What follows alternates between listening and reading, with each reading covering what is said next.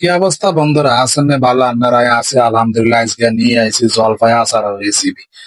আপনারা কইতেন হারেন এতদিন হরে জলপাই আপনি কইতেন পাইছেন, জলপাই সিজন তো গেছে গে। এই জলপাই কেন আর কি সিজনের সময় আর কি আনি হিদ্ধ করি ফ্রিজে ডিপের মধ্যে পলিথিন করে রাই দিছি। এতদিন পরে অন্য মাঝে রেসিপিটা নিয়ে আইছি। তো এই যে দেখতেছেন এই রেসিপির জন্য প্রস্তুতি নিয়েছি। তখন ওগা কড়াইয়ের মধ্যে আমি বালা তেল দিতে আছি, হরগার তেল আর কি দিতে আছি। এরপর আমি তেজ হাতা দিতে আছি।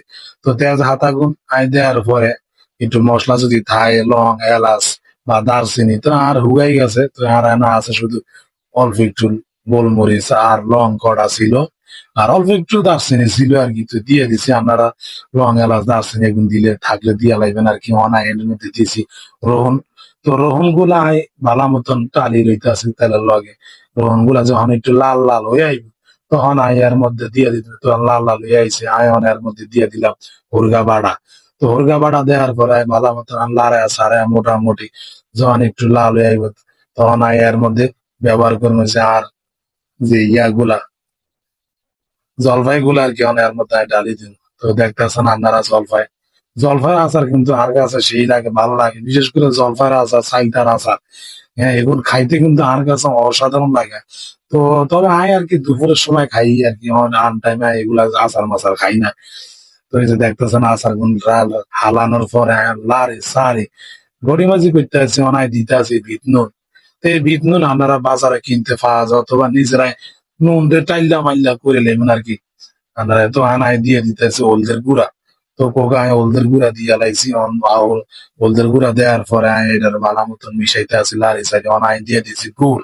তো আপনারা কইতেন আর আচারের লগে আপনারা গুড় ব্যবহার করছেন কি লেগে, চিনি দিতেন আপনার।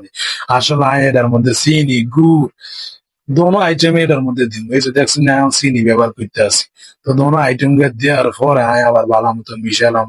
তো গুড় আর চিনি এটা একটু অন্যরকম ফ্লেভার, অন্যরকম একটা টেস্টি হইবে আর কি। গুড় চিনি মিষ্টিটা একটু অন্যরকম অসাধারণ হইবে। আই হাঁসফোড়ন গুণ দিতে আসি। তো 1.5 চামচ পরিমাণ আই হাঁসফোড়ন দিয়ে দিতে আসি। হাঁসফোড়ন কিন্তু টালা টাইলা এটারে হাড়ার মধ্যে ঘষি ঘষি গুড়া বানায়া তারপর আয়ার লগে ব্যবহার করতে আসি। আপনারা দেখছেন। তো আয়ান মালা করি মিশে আলাম আর কি। তো আপনারা এরকম ঘরের মধ্যে বানায় লাগবেন আর কি। সুন্দর সুন্দর আচার কাঁচের বোতলে রাখি রোদ্রে উগাইবেন। তো এই যে দেখছেন এই আয়ন দিছি শুকনা মরিচ। তো একটু জাল তো দরকার আছে না। কিন্তু আবার শুকনা মরিচ কিন্তু আর কাছে খুবই ভালো লাগে, প্রিয় আমার। তো ডালের লগে কিন্তু শুকনা মরিচ একটু ডলি খাই। আচ্ছা যা হোক, এই যে দেখছেন আচারের লগে দিয়েছি। আচার গুলো একটু হলদায়া একটু মশলা গুলো একটু ঢুকানোর জন্য একটু হলদা মলদা লেগেছে দেখছেন।